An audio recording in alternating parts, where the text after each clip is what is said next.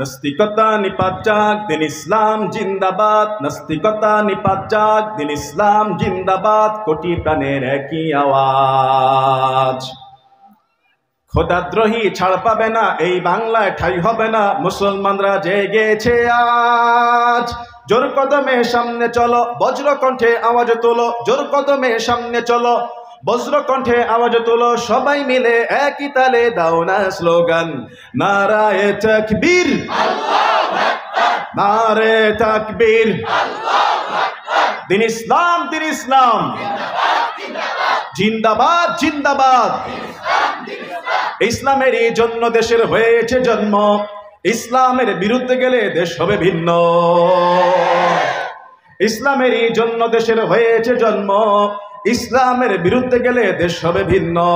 ইসলামের বিরুদ্ধে যারা নিয়েছ অবস্থান, এই বাংলায় ঠাঁই হবে না, যাও হিন্দুস্তান। জোর কদমে সামনে চলো, বজ্র কণ্ঠে আওয়াজ তোলো। সবাই মিলে একই তালে দাও না স্লোগান, নারায়ে তাকবীর, নারে তাকবীর। দিন ইসলাম, দিন ইসলাম জিন্দাবাদ, জিন্দাবাদ। মুসলমানের এই দেশেতে নাস্তিকদের ঠাঁই নাই। নাস্তিকদের পক্ষে যারা, তাদের কোনো রক্ষা নাই। কথা বলেন, আছে না নাই? কাদিয়ানির পক্ষে যারা নিয়েছো, আমরা যদি ধরতে পারি তোমাদেরকে শায়েস্তা করে দিব। কথা বলেন ঠিক কিনা? নবীর দুশমন যারা হয়েছো, সাবধান হয়ে যাও। তাওহীদি জনতা, নবীর উম্মত জেগে উঠলে পালানোর সময় পাবে না। কথা বলেন ঠিক কিনা?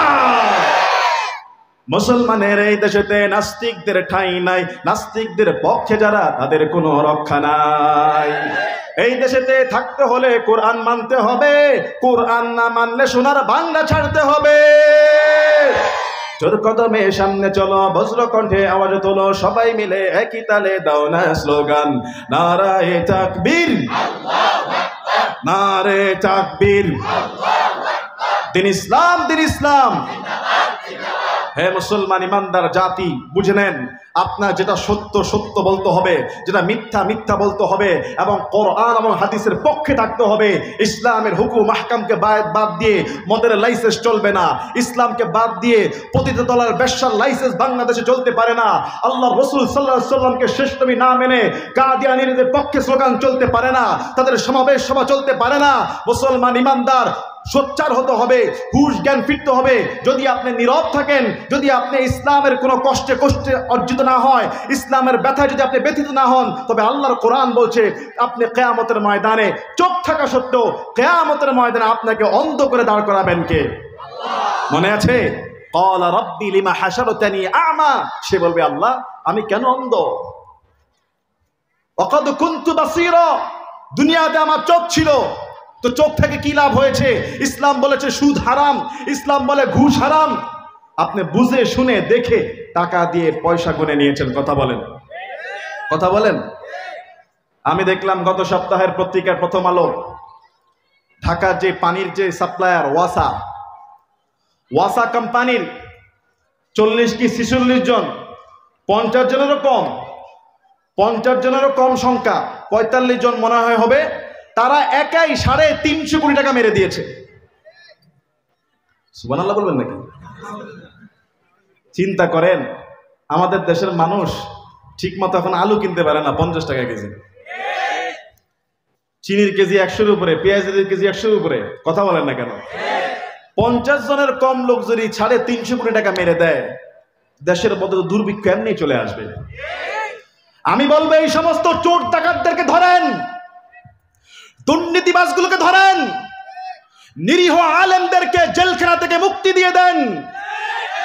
যেমনি ভাবে সাইয়েদনা ইউসুফ আলাইহিস সালাতু ওয়াস সালামকে মিশরের জেলখানা থেকে মুক্তি দেওয়ার পরে মিশরের দুর্ভিক্ষ চলে গিয়েছিল, আমি বলবো বর্তমানে যত মুসলিম আলেম রয়েছে, জেলখানা থেকে মুক্তি দিয়ে দিয়ে এই সমস্ত দুর্নীতিবাজদেরকে ধরেন, আলেমদের মুক্তি দিয়ে দেন। দেখবেন বাংলাদেশ থেকে দুর্ভিক্ষ চলে গিয়ে আল্লাহর রহমত নাজিল হয়ে যাবে। কথা বলেন ঠিক কিনা? এদেশের 16 কোটি মানুষ আল্লাহকে ভয় করে।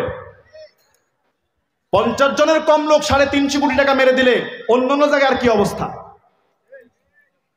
সিন্ডিকেট করে যারা চিনির দাম বাড়ায় দেয়, তৈলের দাম বাড়ায় দেয়, চালের দাম বাড়ায় দেয়, কখনো কখনো মরিচের কেজি হয়ে যায় 1200 টাকা।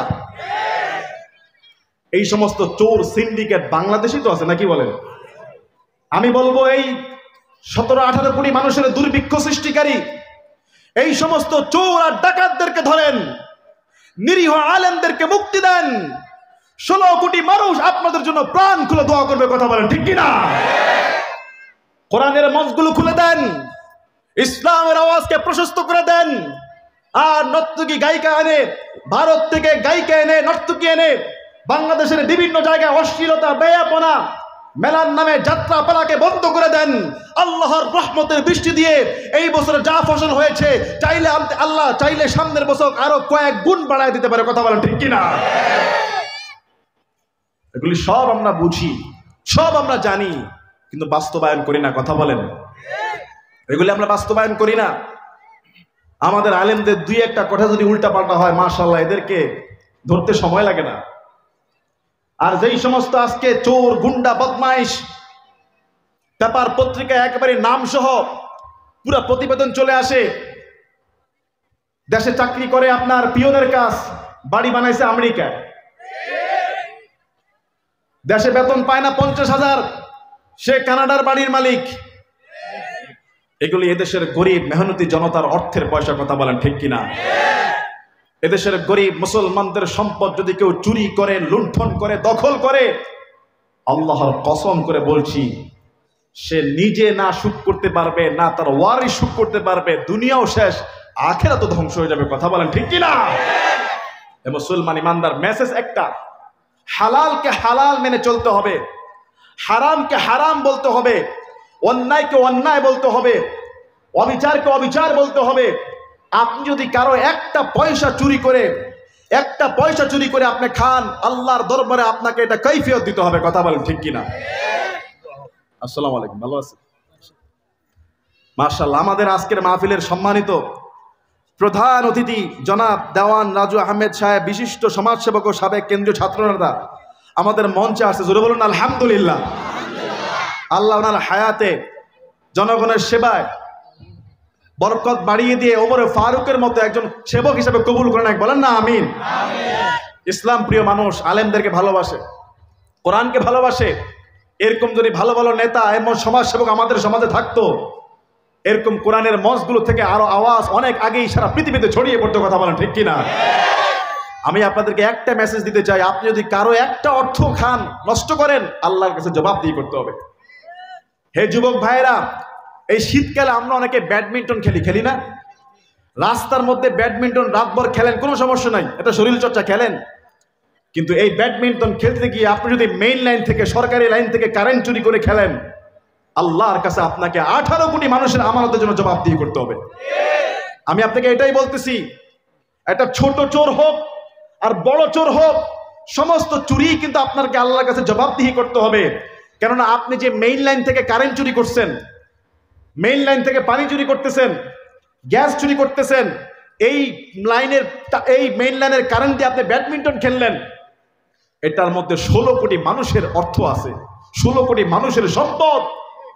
এই কারেন্ট আপনি ব্যবহার করে খেলতে পারবেন না। আপনি নিজস্ব কারেন্ট দিয়ে খেলেন, কোনো সমস্যা, কিন্তু আপনি সরকারি অর্থ যদি আপনি চুরি করেন, সরকারি অর্থ যদি আপনি অনুমতি ছাড়া নেন, তাহলে 16 কোটি মানুষের কাছে মাফ চাইতে হবে, না হলে কিয়ামতের ময়দানে এই 16 কোটি মানুষের কাছ থেকে জবাবদিহি করতে হবে। আর জবাবদিহি সম্ভব না, আপনার সমস্ত নেক আমল তাদেরকে আল্লাহ দিয়ে দিবে, তাদের সমস্ত গুনাহ আল্লাহ আপনার ঘাড়ে চাপিয়ে দিবে। এগুলো হলো মাসআলা। আপনাদের বিবেক খাটাবেন, চলার পথে, জীবন যাপনের পথে কখনোই কারো ক্ষতি করা যাবে। আর এইটা বুঝার জন্য আমাদেরকে আল্লাহকে চিনতে হবে, আল্লাহর ভয় আনুগত্য আনতে হবে। আজকে যদি আমাদের সমাজের মানুষগুলো ভালো হয়ে যেত, দিনদার, মুত্তাকি, পরহেজগার হতো, নিজের থেকে সে অন্যায় কাজ করতো না, পুলিশ লাগতো না, র্যাব লাগতো না, মানুষ এমনি ভালো হয়ে যেত, কথা বলো ঠিক কিনা? আর এখন প্রশাসন দিয়েও মানুষকে সোজা করতে পারে না। অন্যায়, অবিচার, সুদ, ঘুষ, মাদকতা, অশ্লীলতা, বেহায়াপনা, ব্যভিচার থেকে শুরু করে কি না চলছে আমাদের এই সমাজে। ছেলের হাতে মা খুন হয়ে যাচ্ছে, বাবা খুন হয়ে যাচ্ছে, স্ত্রীর হাতে স্বামী খুন হয়ে যাচ্ছে, ভাইয়ের হাতে ভাই খুন হয়ে যাচ্ছে। কতটা সমাজের অধপতন হয়েছে ইসলামের নূর আর আলো না থাকার কারণে, কথা বলেন ঠিক কিনা? মনে রাখবেন, এটা মুসলমানদের দেশ, আপনার সামনে আজান হচ্ছে, ইকামত হচ্ছে, মসজিদ খোলা আছে, একটা সময় আসবে এই মসজিদের দরজা ঠিকই খোলা থাকবে, আপনি আর ঢুকতে পারবেন না, আপনার লাশের খাটটা চলে যাবে কবরস্থানের দিকে, আপনাকে রেখে আসাবে সেই কবরের মধ্যে। যাদের জন্য আপনি অন্যায় করেছেন, অবিচার করেছেন, যাদের সুখের জন্য আপনার স্ত্রী সন্তান আপনাকে ভুলে যাবে। এজন্য আল্লাহ পাক রব্বুল আলামিন বলেন সূরা হাশরের মধ্যে, ইয়া আইয়ুহাল্লাযীনা আমানু তাকুল্লাহা ওয়াল তানজুর নাফসুম মা কদ্দামাত লিগাদিন ওয়াত্তাকুল্লাহ ইন্নাল্লাহা খাবীরুম বিমা তা'মালুন। বলেন আল্লাহু আকবার। রব্বুল আলামিন বলেন, হে ঈমানদার যারা, ইত্তাকুল্লাহ, আল্লাহকে ভয় করো, আল্লাহকে ভয় করো, ওয়াল তানজুর নাফসুম মা কদ্দামাত লিগাদ, আর ভেবে দেখো আগামী কালকের জন্য তুমি কি পাঠিয়েছো। এটা কোন আগামীকাল? এটা আগামীকাল না, এটা হলো মৃত্যুর পরের কালকে আল্লাহ আগামীকাল বলেছেন। এটা মৃত্যুর পরের কালটা এতটাই আমাদের কাছে, আগামীকাল না, আজকে রাতের এই মুহূর্তে আমরা এখান থেকে উঠতে পারবো তারও কোনো গ্যারান্টি আছে? কোনো গ্যারান্টি আছে? এখান থেকে উঠতে পারবো কোনো গ্যারান্টি নাই। এই জন্য আল্লাহ পাক রব্বুল আলামিন বলেন, আগামীকালের জন্য তুমি কি পাঠিয়েছো? আগামীকাল হলো পরকাল, মৃত্যুর পরের জীবনের জন্য তুমি কি পাঠিয়েছো আল্লাহর কাছে? পাঠানোর জন্য আল্লাহ কি চাইতেছে? আল্লাহর হুকুম মানা, 5 ওয়াক্ত নামাজ, হালাল ভাবে চলাফেরা করা, নিজের পরিবারকে ইসলামের পথে আনা, নিজের সন্তানকে সুশিক্ষায় শিক্ষিত করা, নিজেও ভালো আমল করা, যেগুলি আমি আপনি করছি কিন্তু আমরা বুঝতে পারছি না। প্রত্যেকটা জাররা জাররা হিসাব আল্লাহর ফেরেশতারা ডান কাঁধে আর বাম কাঁধে গণনা করছে, ঠিক কি না? ফামান ইয়ামাল মিসকালা যাররাতিন খায়রান ইয়ারাহ ওয়া মান ইয়ামাল মিসকালা যাররাতিন শাররান ইয়ারাহ। সূরা জিলজালের মধ্যে আল্লাহ বলছেন, ফামান ইয়ামাল মিসকালা যাররাহ, যে ব্যক্তি জাররা পরিমাণ ভালো কাজ করবে, জাররা পরিমাণ, আপনি যদি মনের ভুলেও একবার বলে ফেলেন সুবহানাল্লাহ, আপনি যদি ওয়াজ শুনতে আসেন না একটু দেখার জন্য, এখানে যদি কেউ এসে 1 মিনিটও দাঁড়ান, এই 1টা মিনিটের হিসাব ডান পাশের ফেরেশতা নেকামলের খাতায় লিখে ফেলবে। ফামান ইয়ামাল মিসকালা যাররাতিন খায়রান ইয়ারাহ ওয়া মান ইয়ামাল মিসকালা যাররাতিন শাররান ইয়ারাহ।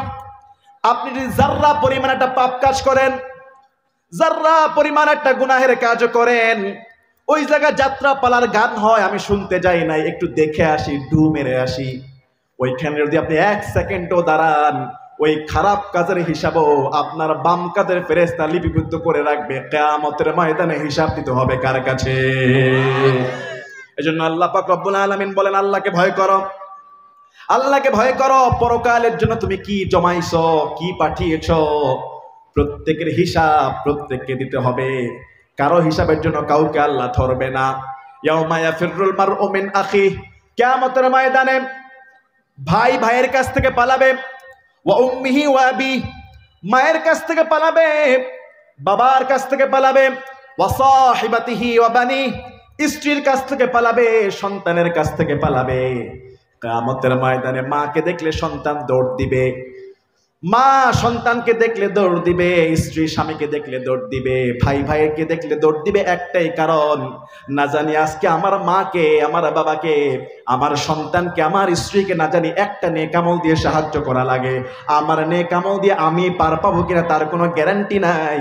নেক আমল দেওয়ার ভয়ে ভয়ে একজন আরেকজন দেখে পালানো শুরু করে দেবে। কথাটা কার? আল্লাহর কথা।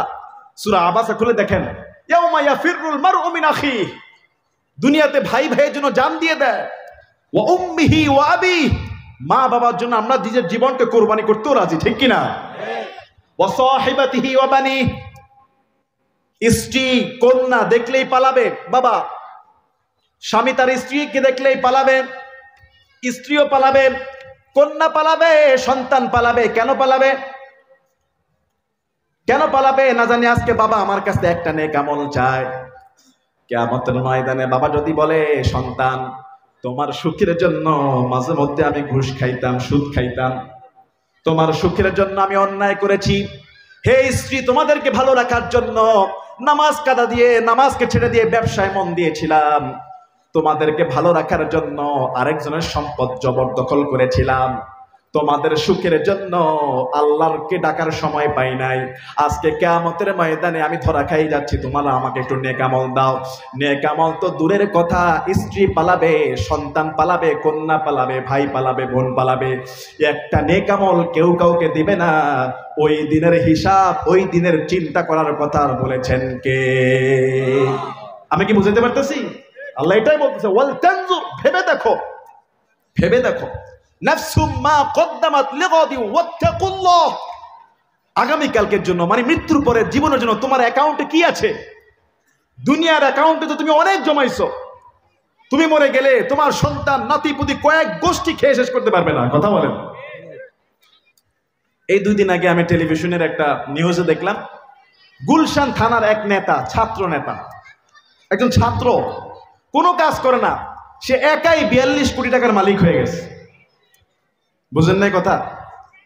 একজন ছাত্র মানুষ, সে একজন নেতা। নেতা হওয়াটা দূষণীয় না, সমাজের খেদমত করা নেতা হওয়াটা সৌভাগ্যের বিষয়, কিন্তু নেতা হতে গিয়ে যদি মানুষকে ভয় দেখিয়ে, চান্দাবাজি করে, মানুষেরকে জোর জুলুম করে কোটি কোটি টাকার মালিক হয়ে যায়, আমি বলবো এই ছাত্র নেতা সারা জীবন কেন, তার ছেলে মেয়ে বেঁচে থাকলেও তো 42 কোটি টাকার চাল ডাল খেয়ে শেষ করতে পারবে না। পারবে? পারবে না। এটাই আল্লাহ বলছে, ইন্নাল্লাহা খাবীরুম বিমা তা'মালুন, আমার আল্লাহ সূক্ষ্মদর্শী, সব জানেন, কখন কবে আমি আপনি কি করছি সব আল্লাহর কাছে হিসাব আছে না নাই? আল্লাহ কি বলতেছে, কান খাড়া করে শুনেন, ওয়ালা তাকুনু কাল্লাযীনা নাসুল্লাহা ফাআনসাহুম আনফুসাহুম উলাইকা হুমুল ফাসিকুন।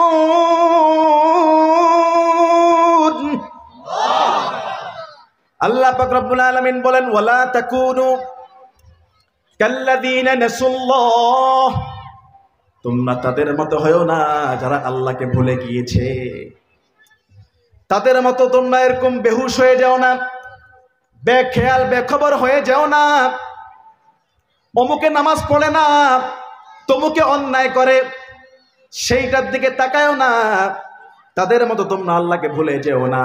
ফানসাহুম আনফুসাহুম, যাদেরকে আল্লাহ আত্মভোলা করে দিয়েছে।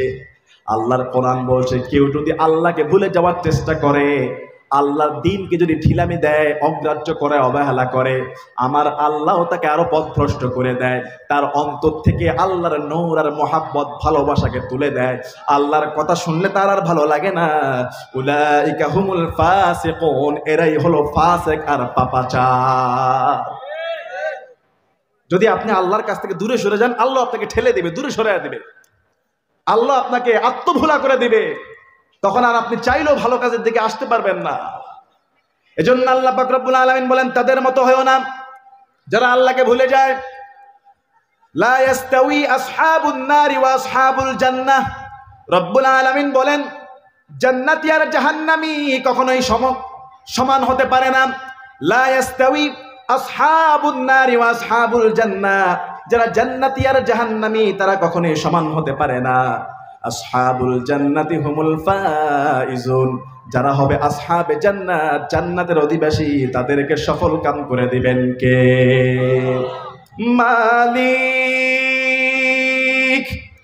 তুমি জান্নাতে, তোমার পাশে আমার একটি ঘর বানিয়ে দিও, একটি ঘর বানিয়ে দিও, সে বিভীষিকাময় মহাদিনে তোমার প্রতিবেশী করে নিও।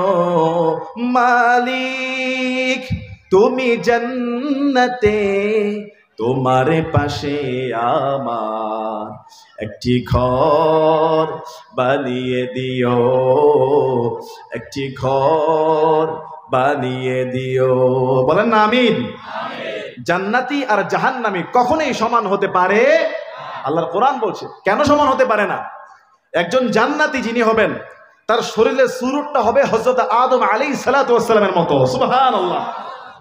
একজন জান্নাতীর কখনো মৃত্যু হবে না। একজন জান্নাতীর গায়ের পোশাক কখনো ময়লা হবে না। একজন জান্নাতি তার নাক থেকে কখনো পানি বের হবে না, কখনো কফ আসবে না, কখনো তার প্রস্রাব পায়খানা ধরবে না। যত ইচ্ছা সে খাবে, একটা সুগ্রাণময় ঢেকুর দেওয়া মাত্র সঙ্গে সঙ্গে তার সকল খাবারগুলো হজম করে দিবেন কে? আর জান্নাতীদের জন্য এক একটা বালাখানা, এক একটা বিল্ডিং, এক একটা প্রাসাদ আল্লাহ রাজপ্রাসাদ বানিয়েছে। পৃথিবীর কোন চক্ষু কল্পনাও করতে পারবে না জান্নাতের এক একটা প্রাসাদ কত সুন্দর। সুবহানাল্লাহ। পৃথিবীর কোনো কান নাই, কোনো হৃদয় নাই, জান্নাত কত সুন্দর, অনুভব করার মতো কোনো হৃদয় নাই। এত সুন্দর জান্নাত আল্লাহ তাকে দিবে। ওই প্রাসাদের একটা ইট হবে স্বর্ণের, আর একটা ইট হবে রূপার। হীরা মণি মুক্তা দিয়ে পুরা প্রাসাদটাকে বান্দার জন্য সাজিয়ে দিবেন কে? সেই জান্নাতে যেতে হলে দুনিয়াতে একটু কষ্ট করা দরকার আছে না নাই? সকালবেলার পানি একটু ঠান্ডা হতে পারে, এই ঠান্ডা পানি দিয়ে ওযু করে যারা ফজরে দাঁড়াবে জাহান্নামের আগুনটারে থামিয়ে দিবেন কে? আর যারা জাহান্নামী হবে তাদের শরীরের চামড়া হবে 42 গজ মোটা। কত গজ? জোরে বলেন। 42 গজ মোটা। এক একটা দাঁত হবে উহুদ পাহাড়ের মতো। জিহ্বাগুলো হলো 3 থেকে 4 ফারসাখ, কয়েক মাইল জিহ্বা বিছানো থাকবে। শরীরটা মোটা হবে, চামড়া মোটা হবে 42 গজ, দাঁত হবে উহুদ পাহাড়ের মতো। তার এই যে সিনা, জাহান্নামের সিনা, এক সিনা থেকে আরেক সিনা 5000 কিলোমিটার রাস্তা যত দূর, এক একটা জাহান্নামীর এই বডির সাইজ প্রশস্ত হবে তত দূর। এত বিশাল দৈত্যের মতো আল্লাহ তাকে বানায় দিবে একটাই কারণ, যাতে সে চলতে পুড়তে পুড়তে পুড়তে পুড়তে সারখার হয়ে যায়। এই ছোট্ট মানুষকে আল্লাহ জাহান্নামে ফেলে দিলে মুহূর্তের মধ্যে কয়লা হয়ে যাবে, চড়ুই পাখির মতো। যাতে করে মুহূর্তের মধ্যে কয়লা না হয়ে যায়, তার মৃত্যু হবে না। চলতে চলতে চলতে চলতে জাহান্নামের কঠোর শাস্তি তাকে ভোগ করাবেন কে? কিন্তু একটা সুসংবাদ, যারাই পড়বে মান ক্বালা লা ইলাহা ইল্লাল্লাহ, জীবনে যারা একবার আল্লাহর প্রতি ঈমান আনবে, রাসূলুল্লাহকে নবী বলে মানবে, মৃত্যু পর্যন্ত ওই কথার উপর অটল থাকবে, গুনাহের কারণে সে জাহান্নামে জ্বললেও একটা সময় আল্লাহ তাকে জাহান্নাম থেকে মুক্তি করে জান্নাত দান করে দিবে। শর্ত হলো মৃত্যু পর্যন্ত ইয়াকিন আর ঈমান থাকতে হবে কার উপর? বলেন কার উপর? বহু মুসলমান আছে নামে মুসলমান, মৃত্যুর আগে কাফের হয়ে যায়, মৃত্যুর আগে নাস্তিক হয়ে যায়, মুরতাদ হয়ে যায়, ইসলাম বিদ্বেষী হয়ে যায়। আছে না নাই? বাংলাতে বহু কবি মারা গেছে এরকম নাস্তিক কবি, ইসলামের বিদ্বেষে লিখেছে। এক কবি মারা গেছে মুসলমান, জানাজা হয়েছে, দাফন হয়েছে, কিন্তু সে কি বলেছে জানেন? ফজরের আজান, ভোর রাতের যে আজানটা, এই আজানের শব্দ নাকি তার কাছে বেশ্যার ডাকের মতো মনে হয়। আরো আসতে বলেন নাউজুবিল্লাহ। এমন কথা যদি কেউ বলে নবী আল্লাহ রসুলের আজান, ইসলামের আজান তার কাছে খারাপ কাজের শব্দের মতো মনে হয়, ওই লোকের গায়ে ঈমান আছে? বলেন ঈমান আছে?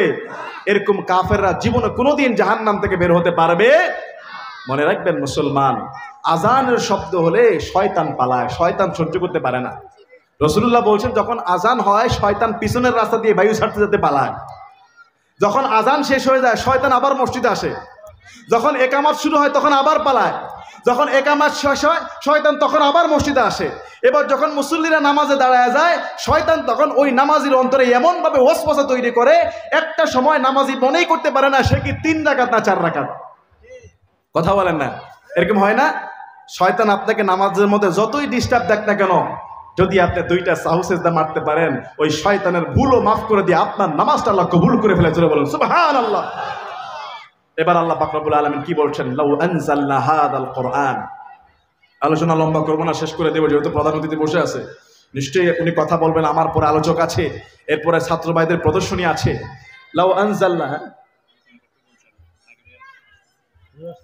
লাউ আনজালনা হাযাল কুরআন বলা হচ্ছে যদি এই কোরআনটাকে আলা জাবাল, পাহাড়ের উপর নাজিল করা হতো, এই যে আমার সামনে যে কোরআনটা আপনারা দেখতেছেন, এই কোরআনটা কিন্তু এই যে আজকে যে উম্মুল কোরআন মডেল মাদ্রাসা এবং বাংলাদেশে যত মাদ্রাসা আছে, ছোট্ট ছোট বাচ্চারা অনেক সুন্দর করে তেলাওয়াত করে না, যেটা আমাদের অনেক অনেক স্কুলের হেডমাস্টারও পারবে না।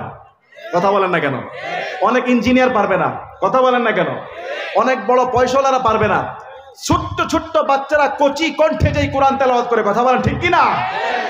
এই ছোট্ট বাচ্চাদের তেলাওয়াত আলহামদুলিল্লাহি রাব্বিল আলামিন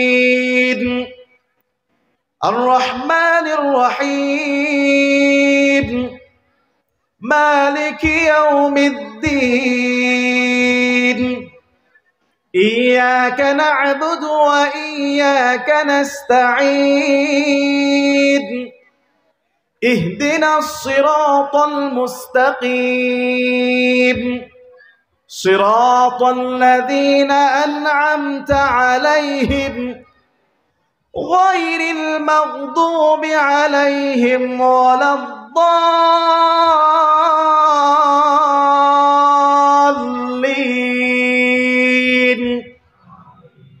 আপনার সন্তান যখন এইভাবে টেনে টেনে সুন্দর করে পড়বে, আপনার কি ভালো লাগবে না? বলেন নাকি ভালো লাগবে না? এই ছোট্ট কোরআন, ছোট্ট ছোট বাচ্চারা, আমি নিজেও 8-9 বছর বয়সে এই কোরআনকে বুকে নিয়ে ফেলেছি। সুবহানাল্লাহ বলেন। এখন কিন্তু আর মুখস্থ করা অনেকের জন্য কঠিন হয়ে যাবে বড় হয়ে গেলে। আপনি চিন্তা করেন যে এই ছোট্ট একটা কোরআন ছোট্ট ছোট বাচ্চারা পড়ে ফেলতেছে, দেখতে ছোট মনে হয়, কিন্তু ভিতরে 6666টা আয়াত, 114টা সূরা, 30 পারা কোরআন, বাচ্চারা অনর্গল বলে যাচ্ছে, মুখস্থ বলতেছে, একটা শব্দ ভুল হয় না, পুরা কোরআন হাফেজ মুখস্থ করে ফেলে। কিন্তু আপনাকে এখন যদি দেওয়া হয় যে এই পোস্টারটা আপনাকে 1 ঘন্টা সময় দেওয়া হলো, দাড়ি কমাসহ ফার্স্ট টু লাস্ট বলবেন, ম্যাক্সিমামে পারবে না। বাংলা মুখস্থ করা সম্ভব না এত, ইংরেজি কয়েক পৃষ্ঠা মুখস্থ করা যায়, কিন্তু এত মুখস্থ করা সম্ভব না। কিন্তু এই গোটা কোরআন, বিশাল কোরআনটা, আল্লাহর খাস রহমত আর বরকত না থাকলে এই 7-8 বছরের বাচ্চারা মুখস্থ করতে পারতো না, যদি না আল্লাহর খুশি না থাকতো। কথা বলেন ঠিক কিনা? এজন্য আল্লাহ পাক রব্বুল আলামিন বলেন, লাউ আনজালনা হাযাল কুরআন আলা জাবালিন লারাআইতাহু খাশিআন মুতাসাদ্দিআন মিন খাশিয়াতিল্লাহ ওয়া তিলকাল আমসালু নাদরিবুহা লিন-নাসি লাআল্লাহুম ইয়াতাফাক্কারুন। বলেন আল্লাহু আকবার। রব্বুল আলামিন বলেন, লাউ আনজালনা হাযাল কুরআন, যদি এই কোরআনকে আমি পাহাড়ের উপরে নাজিল করতাম, লারাআইতাহু খাশিআন মুতাসাদ্দিআন মিন খাশিয়াতিল্লাহ, তবে তুমি দেখতা পাহাড় পর্যন্ত আল্লাহর ভয়ে, কোরআনের ভারে বিনীত হয়ে একেবারে খসিত হয়ে যেত। আল্লাহর ভয়ে সেটা নিতে পারতো না। বিশাল পাহাড় যদি আল্লাহর কোরআন নিতে পারে না, কিন্তু এই ছোট্ট 3.5 হাত ইনসানের বুকের মধ্যে এই বিশাল কোরআনটা আল্লাহ দিয়েছে, ইনসানের কোনো সমস্যা হয় না। সুবহানাল্লাহ। কোনো সমস্যা হয় না। এই কোরআনটা এতটাই দামি, রাসূলুল্লাহ সাল্লাল্লাহু আলাইহি ওয়াসাল্লাম বলেছেন, কিয়ামতের ময়দানে কিছু মানুষ থাকবে, আল্লাহ পাক রব্বুল আলামিন তাদের মাথার মধ্যে নূরের টুপি পরায়া দিবে। লোকেরা আশ্চর্য হয়ে যাবে। হাজার হাজার কোটি কোটি মিলিয়ন ট্রিলিয়ন মানুষ পুরা ময়দানে তাকিয়ে থাকবে, এই লোকটার মাথার মধ্যে আল্লাহ তাআলা নূরের টুপি পরায়া দিছে। মাথার টুপি ঝলমল করে আলোময় করে, অথচ লোকটা দুনিয়াতে একজন সাধারণ মানুষ ছিল। এই মহিলাটা একজন সাধারণ মানুষ ছিল। কি কারণে, কি জন্য আল্লাহ পাক রব্বুল আলামিন তার মাথার মধ্যে এত সুন্দর নূরের টুপি দিয়ে দিলেন?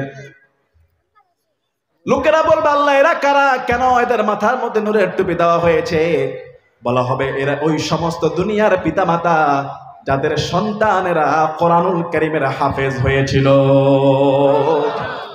কোরআনুল কারীমের হাফেজের পিতামাতা যতই অশিক্ষিত, মূর্খ, গরিব হোক না কেন, কিয়ামতের ময়দানে তার মাথার মধ্যে নূরের টুপি পরায়া দিবেন কে? একটু জিকির করি লা ইলাহা ইল্লাল্লাহু লা ইলাহা। এই মামুন ভাইকে ডাক বলে আমার একটু প্রোগ্রাম আছে, আরেকটা দিতে হবে তাড়াতাড়ি আসুন।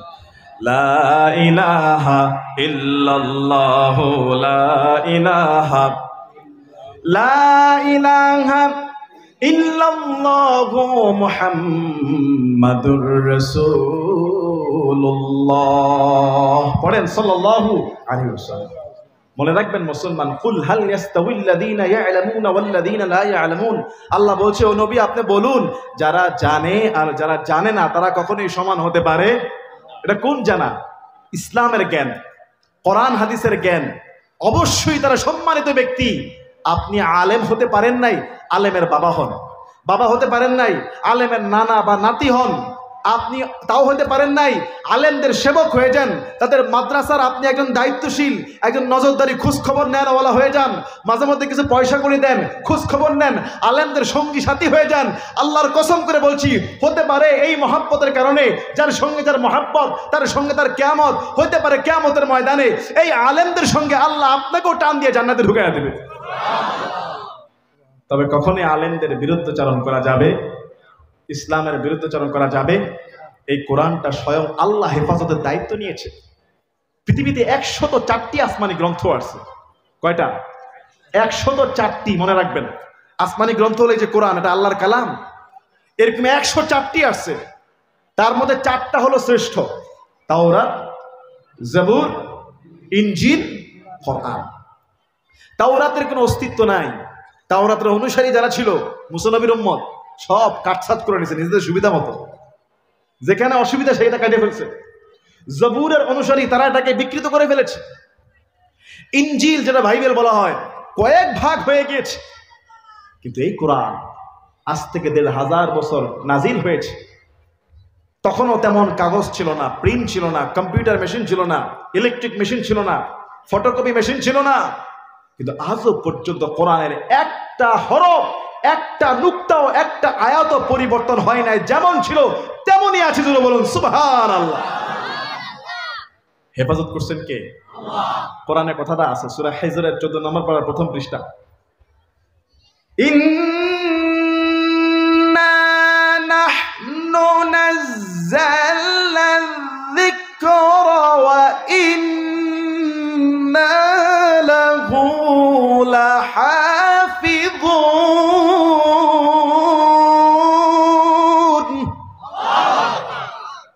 আল্লাহ বলছেন, ইন্না নাহনু নাযালনা যিকরা, নিশ্চয়ই এই কোরআনকে আমি নাজিল করেছি, ওয়া ইন্না লাহু লাহাফিযুন, এটার জিম্মাদারিত্ব, দায়িত্ব কিয়ামত পর্যন্ত আমি আল্লাহ গ্রহণ করেছি। যুগে যুগে চক্রান্ত হয়েছে, যুগে যুগে ষড়যন্ত্র হয় কোরআনুল কারীমকে পরিবর্তন করে দেওয়ার জন্য। আমি নিজেও হাফিজে কোরআন হিসাবে বহু কোরআন পড়তে গিয়ে দেখেছি মাঝখানে 1 পৃষ্ঠা আসে নাই, আরেক জায়গায় দেখেছি একটা আয়াত নাই, আরেক জায়গায় দেখেছি ছাপা ভুল এসেছে। এখন এই কোরআন তখন আইডেন্টিফাই করে বলেছি, ভাই এই কোরআনটা ইচ্ছায় অনিচ্ছায় যে কোনো কারণে হোক এটা পড়া যাবে না, ভুল এসেছে। লক্ষ লক্ষ হাফেজ আল্লাহ পাক রব্বুল আলামিন তৈরি করে দিয়েছে। কিয়ামত পর্যন্ত অমুসলিমরা ষড়যন্ত্র করলেও আল্লাহর কোরআনকে বিকৃত করতে পারবে না, ঠিক কি না? তারা জানে মুসলমানদের অস্ত্র হলো কোরআন, মুসলমানদের অস্ত্র হলো হাদিস। এগুলির ভিতরে গন্ডগোল লাগাইতে পারলে মুসলিম জাতির মধ্যে গন্ডগোল লেগে যাবে। হাজারো চক্রান্ত ষড়যন্ত্র হয়েছে, পরিবর্তন করতে পারে নাই, কিয়ামত পর্যন্ত পারবে না। আর এই পরিবর্তন না করার কারণে আজও পর্যন্ত তারা ফিলিস্তিনে 50 বছর ধরে যুদ্ধ করে। ফিলিস্তিনের অস্ত্র নাই, সৈন্য নাই, সামরিক সহায়তা নাই, তারপরও ইসরায়েলের ইহুদি গোষ্ঠী ফিলিস্তিনকে হারাইতে পারে না। হ্যাঁ মুসলমান ইমানদার, আজকে যে ইসরায়েল বৃষ্টির মতো বোমা ফেলে ফিলিস্তিনের মধ্যে গুড়া গুড়া করে দিচ্ছে, আর ফিলিস্তিনি মা বোনেরা বুক পেতে দিয়ে গুলি খেয়ে জাজরা জাজরা হয়ে শহীদ হয়ে যাচ্ছে, এটার কারণ কি জানেন? মসজিদুল আকসা মুসলমানদের প্রথম কেবলা রক্ষার জন্য, মুসলমানদের প্রথম কেবলা, এটা মনে রাখবেন। আমাদের এখন তো কেবলা কাবা বাইতুল্লাহ, তাই না? মক্কার দিকে আমরা ফিরে নামাজ পড়ি, কিন্তু রাসূলুল্লাহ যখন মদিনায় আসছে 16-17 মাস মসজিদুল আকসা ফিলিস্তিনের দিকে ফিরে নামাজ পড়ছেন। মুসলমানদের প্রথম কেবলা এবং পৃথিবীর দ্বিতীয় ঘর। আল্লাহ রসুলকে আবু যর জিজ্ঞাসা করছে, হুজুর এই পৃথিবীর সর্বপ্রথম ঘর কোনটা? নবীজি বলেছেন পৃথিবীর সর্বপ্রথম ঘর হলো কাবা বাইতুল্লাহ, তারপরে মসজিদুল আকসা। দুই ঘরের মাঝখানের ব্যবধান 40 বছর। মসজিদুল আকসা হযরত সুলাইমান আলাইহিস সালাতু ওয়াস সালাম যখন নির্মাণ শেষ করে, তিনি বলেছিলেন, হে আল্লাহ, যে ব্যক্তি এই মসজিদের মধ্যে 2 রাকাত নামাজ আদায় করবে, তুমি আল্লাহ তাকে নিষ্পাপ মাসুম বাচ্চার মতো তার জীবনের সব গুনাহগুলো মাফ করে দিও। আমার নবীজি বলেছে সুলাইমান নবীর দোয়া আমি আশা রাখি আল্লাহ কবুল করবে। সুবহানাল্লাহ। এই মসজিদ কি শুধু ফিলিস্তিনের নাকি আমাদের সবার? বলেন আমাদের সবার না এটা? কিন্তু আজকে আমরা 200 কোটি মুসলমান, শুধু আমরা হুমকি ধমকি দিচ্ছি, বাস্তবে আমরা কোনো সাহায্য সহযোগিতা করতে এখনো পারি না। কথা বলেন। হে মুসলমান ইমানদার, ইসরায়েল হলো একটা অবৈধ রাষ্ট্র। জোর করে মুসলমানদের সীমানাকে তারা দখল করেছে। 200 কোটি মুসলমান যুদ্ধ করা লাগবে না, 200 কোটি মুসলমান অস্ত্র চালানো লাগবে না। আমার বিশ্বাস ইসরায়েলের ওই ইহুদি রাষ্ট্রের দিকে 200 কোটি মুসলমান রাতের বেলা প্রস্রাব জমায়া সকালবেলা যদি ওই দিকে শুধু প্রস্রাব ছেড়ে দেয়, ইসরায়েলের ওই জারজ সন্তানগুলো মুসলমানদের প্রস্রাবে ভেসে নিস্তার হয়ে সাগরের মধ্যে ঢুকে যাবে। কথা বলে ঠিক কিনা?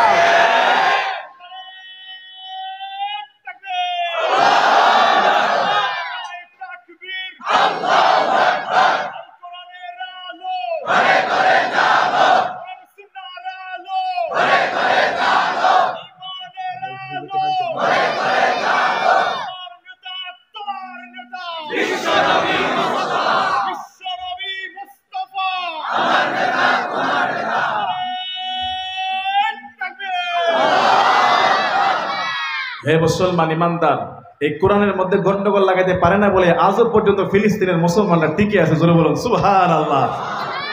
আর রাসূল সাল্লাল্লাহু আলাইহি ওয়াসাল্লাম এটাই বলেছেন, কিয়ামত পর্যন্ত একটা দল থাকবে হকের পক্ষে। নবীজি বলেছেন কিয়ামত পর্যন্ত একটা দল থাকবে হকের পক্ষে, এবং এই দলটা কিয়ামত পর্যন্ত আল্লাহর জন্য লড়াই করবে, আল্লাহর পক্ষ থেকে সাহায্য প্রাপ্ত হবে। পৃথিবীর কোনো শক্তি তাদেরকে হারাইতে পারবে না। জোরে বলুন আল্লাহু আকবার।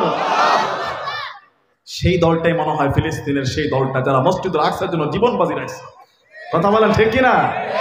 আরে ভাই, কিছুদিন আগে, এখন তো যুদ্ধবিরতি চলতেছে, কিছুদিন আগে ইসরায়েলের ইহুদিদের যে দামি দামি ট্যাঙ্ক আছে, ট্যাঙ্ক চিনেন তো, নিচ দিয়ে চলে যেটা, এটাকে বলা হচ্ছে মারকাবা ট্যাঙ্ক। নাম দিছে কি? মারকাবা। 170 মিলিয়ন খরচ করে এক একটা ট্যাঙ্ক বানিয়েছে। এটার সুরক্ষা, এটার মজবুত, এটা সবকিছু এত সুন্দর করে বানিয়েছে। তারপরেও এই ট্যাঙ্কগুলো যখন ফিলিস্তিনের মধ্যে ঢুকেছে, ফিলিস্তিনের ছোট্ট ছোট বোমার আঘাতে এই ট্যাঙ্কগুলো ভেঙে চুরমার হয়ে গেছে। বলেন আল্লাহু আকবার। আলহামদুলিল্লাহ, আমার ভাই ইয়াহিয়া তাকি সাহেব চলে আসছে। বলেন আলহামদুলিল্লাহ। আজকে এই পর্যন্তই। সবাই দোয়া করবেন, আল্লাহ যেন আমাদের সবাইকে ইসলামের পক্ষে কাজ করার তৌফিক দান করে।